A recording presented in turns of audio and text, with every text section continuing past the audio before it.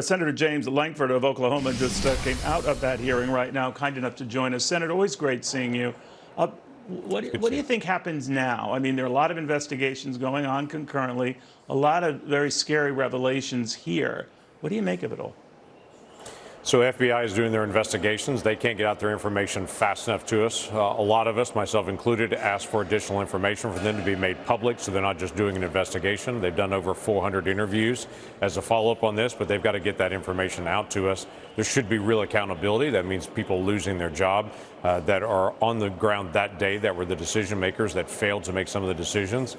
They didn't put overhead drones up. In fact, they turned it down. It was offered to them to be able to overhead visibility. They said no to that. Their counter UAS, they had all kinds of problems with, and they failed to be able to get that up hours and hours in advance. That would have interdicted that. They didn't seem to approve the plan from local law enforcement to be able to see that roof. They just assumed that was going to happen.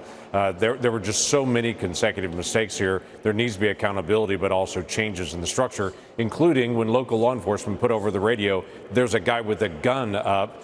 They said Secret Service never heard that, and it was 30 seconds later when they actually took shots. 30 seconds is a long time to be able to respond, to be able to go cover somebody and to be able to get into protective mode.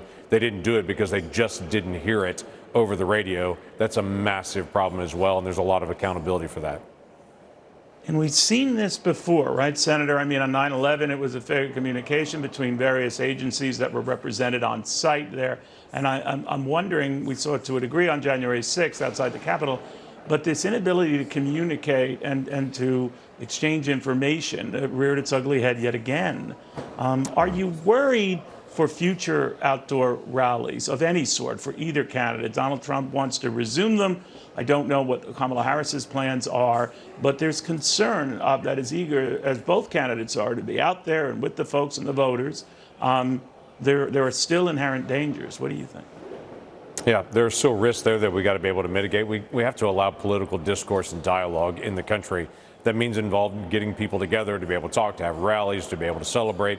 We've got thousands of people getting together in a Pennsylvania field to talk about how to make America great again. They should be able to do that in the United States of America. But this communication issue was one of the central areas of my questioning, because when you've got someone over one radio channel saying gun there, and then there's a command center that has every channel live on it and people monitoring it, that's got to get passed from one to the other. In a 30-second time period, Secret Service is saying, we never heard it even.